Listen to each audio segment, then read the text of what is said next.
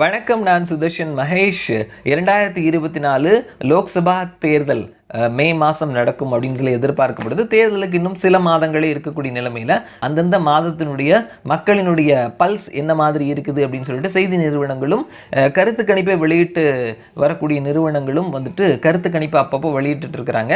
சமீபத்தில் இந்தியாவில் ஒரு லீடிங்கான நியூஸ் சேனலாக இருக்கக்கூடிய ஏபிபி நியூஸ் சி ஓட்டரோடு சேர்ந்து அவங்களுடைய கருத்து கணிப்பு முடிவுகளை வெளியிட்டிருக்கிறாங்க. ஸோ அதனுடைய ரிசல்ட் என்ன அப்படின்றத நம்ம இந்த வீடியோவில் பேசலாம். இவங்களுடைய கருத்து கணிப்பு அப்படின்றது டிசம்பர் மாதம் 15ஆம் தேதியிலேருந்து 21ஆம் தேதி வரைக்கும் கருத்து கணிப்பு எடுத்திருக்கிறாங்க. ஒட்டுமொத்தமாக 13,115 பேர்கிட்ட எடுத்திருக்கிறாங்க. மேக்ஸிமம் வந்துட்டு கம்ப்யூட்டரைஸ்டு டெலிஃபோன் வழியாக வந்துட்டு அவங்களுடைய கருத்து கணிப்பில் எடுத்திருக்கிறோம்னு சொல்லியிருக்கிறாங்க. அவங்களுடைய சாம்பிள் மெத்தடாலஜி. ஸோ 543 தொகுதிகளையும் கவர் பண்ணியிருக்கிறோம்னு சொல்லியிருக்கிறாங்க.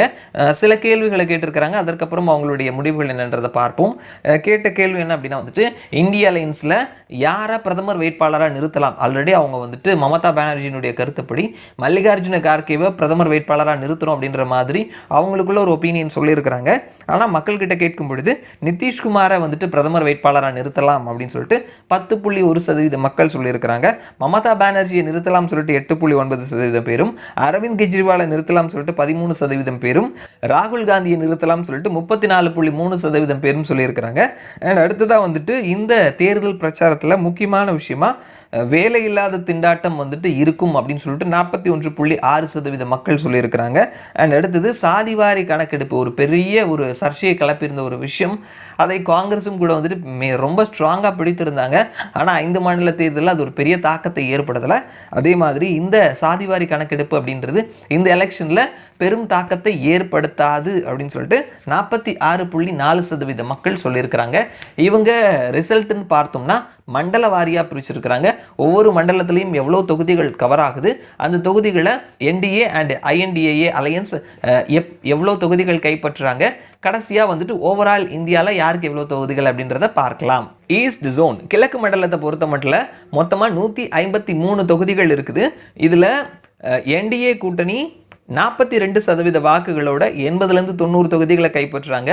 இந்திய அலையன்ஸ் 38% வாக்குகளோட 50லேருந்து 60 தொகுதிகளை கைப்பற்றுறாங்க. மற்றவர்கள் 20% வாக்குகளோட 10லேருந்து 20 தொகுதிகளை கைப்பற்றுறாங்க. அடுத்தது வடக்கு மண்டலம் நார்த் ஜோனில் மொத்தமாக 180 தொகுதிகள் இருக்குது.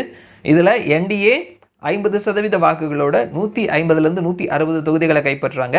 இந்திய அலையன்ஸ் 36% வாக்குகளோட 20லேருந்து 30 தொகுதிகளையும், மற்றவர்கள் 14% வாக்குகளோட 0லேருந்து 5 தொகுதிகளையும் கைப்பற்றுறாங்க. அடுத்தது தெற்கு மண்டலம் 132 தொகுதிகள் இருக்குது. இந்த மண்டலத்தில் இதில் என்டிஏ 19% வாக்குகளோட 20லேருந்து 30 தொகுதிகளை மட்டும்தான் கைப்பற்றுறாங்க.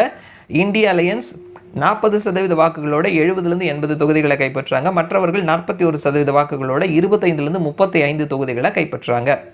அடுத்தது மேற்கு மண்டலம் வெஸ்ட் ஜோன். இந்த வெஸ்ட் ஜோனில் மொத்தமாக 78 தொகுதிகள் இருக்குது. இதில் என்டிஏ 46% வாக்குகளோட 45லேருந்து 55 தொகுதிகளை கைப்பற்றுறாங்க. இந்திய அலையன்ஸ் 37% வாக்குகளோட 25லேருந்து 35 தொகுதிகளை கைப்பற்றுறாங்க. மற்றவர்கள் 17% வாக்குகளோட 0லேருந்து 9 இடங்களை பெறாங்க. அடுத்ததாக வந்துட்டு ஓவராலாக பார்த்தோம் அப்படின்னா மொத்தமாக 543 இடங்களை கொண்டிருக்கக்கூடிய இந்த தேர்தலில் என்டிஏ 42% வாக்குகளையும், இந்திய அலையன்ஸ் 38% வாக்குகளையும், மற்றவர்கள் 20% வாக்குகளையும் பெறுவார்கள்னு சொல்லியிருக்கிறாங்க. வாக்கு சதவீதம் என்டிஏவுக்கும் இந்திய அலையன்ஸுக்கும் இடையில் 4% இருக்குது அப்படின்றத பார்க்க முடியுது.